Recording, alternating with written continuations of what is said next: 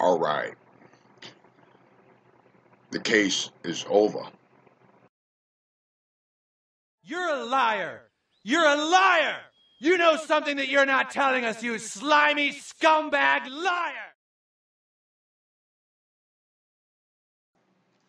And he said, you can read that.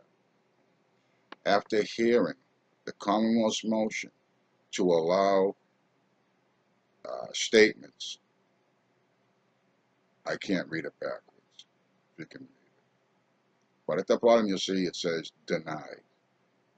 And the judge, it says that this was filed 6/19/19. Now,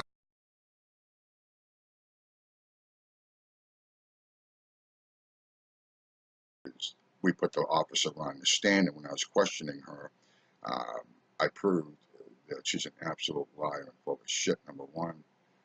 She was stating, I says, now, was Robin drunk that night? She says, I don't know. The judge, just before they called her in the courtroom as a witness, just listened to the 16-minute tape and watched me and heard all the yelling, screaming, how drunk she was.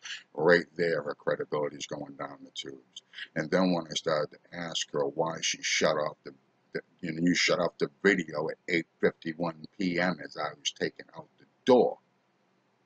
She said yes, and she can't deny it because I have the video with the timestamp when she shut it off. It's in the computer, and they all have copies of this. Because I've already served them once over and over with these. And then when I asked her, I says, and then you proceed to break into my computer and you emailed it through my business email that's in Faith Amber's name, and she wasn't here and she didn't give you permission and she will be here to testify. You understand that? I says, why did you email it? And she said, so I could see it.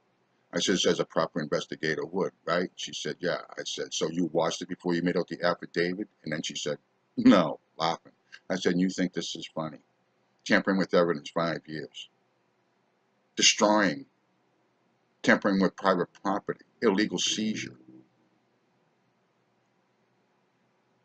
Your Honor, Miss Mars was drunk that night. The officer is lying. Again, so on and so forth. I spoke a little bit better than that, a lot louder and bolder. And the state made their arguments. That day, Faith Amber was with me. We were in court all day and had 4 separate hearings that day. It was a long day. Anyway, see, denied, their motion is denied, which means they can put Officer D'Angelo on the stand and call her and say, did you get a call that night? Yes. And you arrived at the door? Yes. And that's the end of her testimony.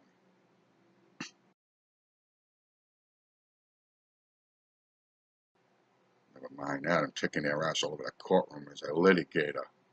And this judge figured that out by the time I got in the court for bail 20 days later. He said, Mr. St. Germain, we're not even going to have an inquiry as to you representing yourself. You will be representing yourself. You've already proved it through your filings from Bridgewater that you are confident, understand, and are doing a fine job. Now, as to bail, the state's seeking a $50,000 bail. I understand there's a video of the entire incident in this case. Yes, he says, why don't you tell me what that, like in opening statements at a trial, which you've done many times, as I see you are of some experience in both criminal and federal civil court. Oh, and they still get a stay away order, which I refuse to recognize as illegal. And I will be holding Robin's hand like I did on June 19th, with my arm around her sitting in the courtroom in front of the judge who knows. And she's actually the one who put the stay away order based on the bail because it's a matter of course. See, there's no restraining order in this case. There was no cause of it. Robin has already filed in writing in this case that she is not a victim, and bottom line. So we're going to all go to court together. And as soon as they call this case this time, they pull any bozo crap, I'm moving for a dismissal immediately. I'm not going to pick a jury to throw a cop in the stand and have the state ask her 3 questions and then be nothing else and waste my time and the taxpayers' time and the jury's time and the courts and everything else. I'll have Robin there and I'm gonna have her, and I will call her forward and we will demand and stop this immediately and get our $1,000 back, so then we can give it and distribute amongst the family or friends here who are hurting with rents or moving or other things. And then we can get back to working the land. I can stop forgetting about this crap. But never forget that this was all beautiful and it was good because a lot of work was done. The awakening went throughout that prison and the one jail I went through. And we actually picked up one along the way, one of our most beautiful brothers that I love so dearly, Liberty in Chains.